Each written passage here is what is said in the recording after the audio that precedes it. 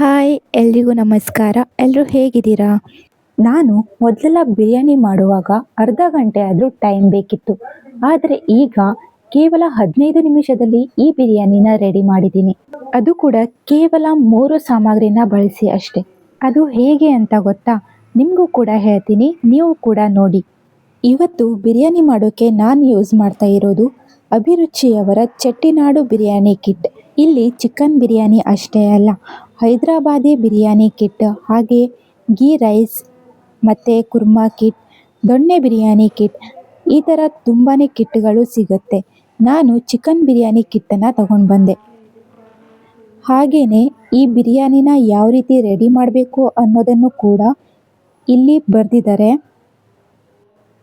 ನಮಗೆ ಬಿರಿಯಾನಿ ಮಾಡೋಕ್ಕೆ ಬೇಕಾಗಿರೋ ಸಾಮಗ್ರಿ ಅಂತ ಅಂದರೆ 500 ಗ್ರಾಮ್ ಕೋಳಿ ಮಾಂಸ, ಹಾಗೆಯೇ 3ರಿಂದ 4 ಚಮಚ ತುಪ್ಪ ಅಷ್ಟೆ.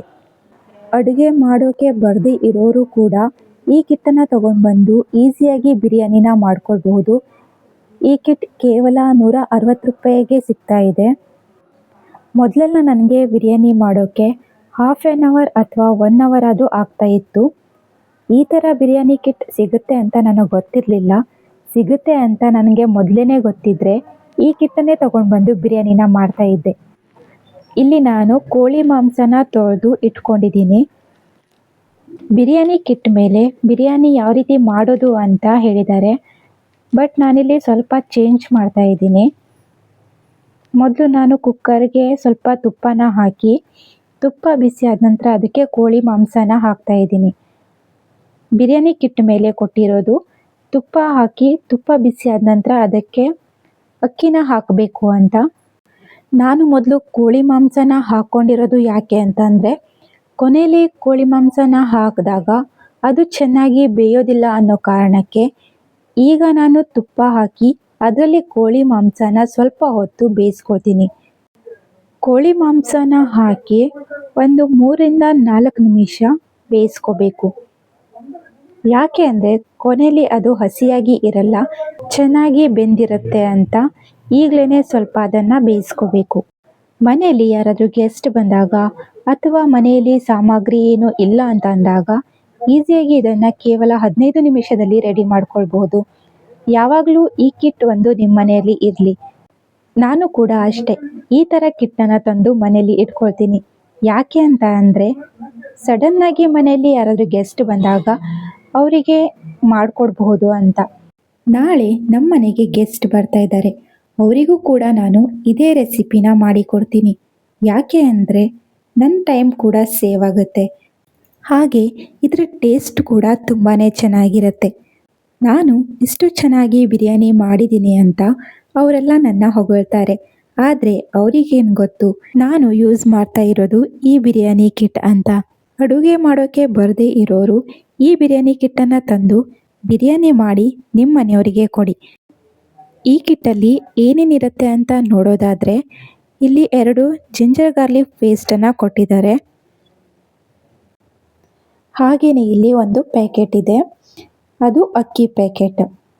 ಅದ್ರ ಒಳಗಡೆ ಅಕ್ಕಿ ಈ ಥರ ಇರುತ್ತೆ. ಅಕ್ಕಿಯಲ್ಲಿನೇ ಅವರು ಎಲ್ಲ ಮಸಾಲ ಪದಾರ್ಥಗಳನ್ನು ಹಾಕಿ ಕೊಟ್ಟಿದ್ದಾರೆ. ಬಿರಿಯಾನಿ ಪೌಡರು, ಹಾಗೆಯೇ ಗರಂ ಮಸಾಲ ಪೌಡರ್, ನಾವು ಬಿರಿಯಾನಿಗೆ ಏನೆಲ್ಲ ಯೂಸ್ ಮಾಡ್ತೀವಿ ಅದನ್ನೆಲ್ಲ ಅವರು ಆಲ್ರೆಡಿ ಹಾಕಿನೇ ಕೊಟ್ಟಿದ್ದಾರೆ. ಸ್ಮೆಲ್ ಕೂಡ ತುಂಬ ಚೆನ್ನಾಗಿ ಬರ್ತಾ ಇದೆ, ಬಿರಿಯಾನಿ ಸ್ಮೆಲ್ ಥರನೇ ಇದೆ. ಇಲ್ಲಿ ಚಿಕನ್ ಪೀಸ್ನ ನಾನು ಬೇಯೋದಕ್ಕೆ ಇಟ್ಟಿದ್ದೆ, ಅದು ಬೆಂದಿದೆ. ಬೆಂದಿರೋ ಚಿಕನ್ ಪೀಸ್ಗೆ ನಾನು ಅಕ್ಕಿನ ಹಾಕೊಳ್ತಾ ಇದ್ದೀನಿ. ಬಿರಿಯಾನಿ ಕಿಟ್ ಮೇಲೆ ಮೊದಲೇ ಅಕ್ಕಿ ಹಾಕಬೇಕು, ಆಮೇಲೆ ಪೀಸ್ ಹಾಕಬೇಕು ಅಂತ ಇತ್ತು. ನಾನು ಮೊದಲು ಮಾಂಸನ ಹಾಕಿ ನಂತರ ಅಕ್ಕಿ ಹಾಕಿದೆ. ನಂತರ ಇದಕ್ಕೆ 800 ml ನೀರನ್ನು ಹಾಕಬೇಕು. ಬಿರಿಯಾನಿ ಕಿಟ್ ಮೇಲೆ ಕೂಡ ಹಾಗೆಯೇ ಹೇಳಿದ್ದಾರೆ 800 ml ನೀರನ್ನು ಹಾಕಬೇಕು ಅಂತ. ನಾನು ಅದಕ್ಕೆ 800 ml ನೀರನ್ನೇ ಹಾಕಿದ್ದೀನಿ. ಸ್ಮೆಲ್ ತುಂಬ ಚೆನ್ನಾಗಿ ಬರ್ತಾ ಇದೆ.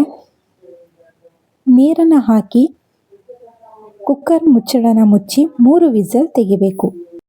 ಈಗ ಬಿರಿಯಾನಿ ರೆಡಿ ಆಯಿತು. ನೋಡಿದ್ರಲ್ಲ, 2 ಸಾಮಗ್ರಿನ ಯೂಸ್ ಮಾಡಿ ಎಷ್ಟು ಬೇಗ ಬಿರಿಯಾನಿ ರೆಡಿ ಆಯಿತು ಅಂತ. ತುಂಬಾ ಈಸಿಯಾಗಿ ತುಂಬಾ ಬೇಗ ಹಾಗೆಯೇ ತುಂಬಾ ಟೇಸ್ಟಿಯಾಗಿ ಈ ಬಿರಿಯಾನಿ ರೆಡಿ ಆಯಿತು. ನೀವು ಕೂಡ ಬಿರಿಯಾನಿ ಕಿಟ್ಟನ್ನು ತೊಗೊಂಡು ಬನ್ನಿ. ನಾನು ತೋರಿಸಿಕೊಟ್ಟ ಹಾಗೆಯೇ ಬಿರಿಯಾನಿನ ಮಾಡಿ. ಸ್ಮೆಲ್ ಅಂತೂ ತುಂಬಾ ಚೆನ್ನಾಗಿ ಬರ್ತಾ ಇದೆ. ಹಾಗೆಯೇ ಟೇಸ್ಟ್ ಕೂಡ ಮಾಡಿದೆ. ಟೇಸ್ಟ್ ಕೂಡ ತುಂಬ ಚೆನ್ನಾಗಿ ಬಂದಿದೆ. ಇಷ್ಟು ಈಸಿಯಾಗಿ ಕೇವಲ 2 ಸಾಮಗ್ರಿಯಲ್ಲಿ ಬಿರಿಯಾನಿನ ಮಾಡಬಹುದು ಅಂತ ನನಗೆ ನಿಜವಾಗ್ಲೂ ಗೊತ್ತಿರಲಿಲ್ಲ. ಈ ವಿಡಿಯೋನ ನೋಡಿದ ಮೇಲೆ ನೀವು ಕೂಡ ಹೋಗಿ ಬಿರಿಯಾನಿ ಕಿಟ್ನ ತಗೊಂಡು ಬಂದು ಬಿರಿಯಾನಿನ ಮಾಡಿ.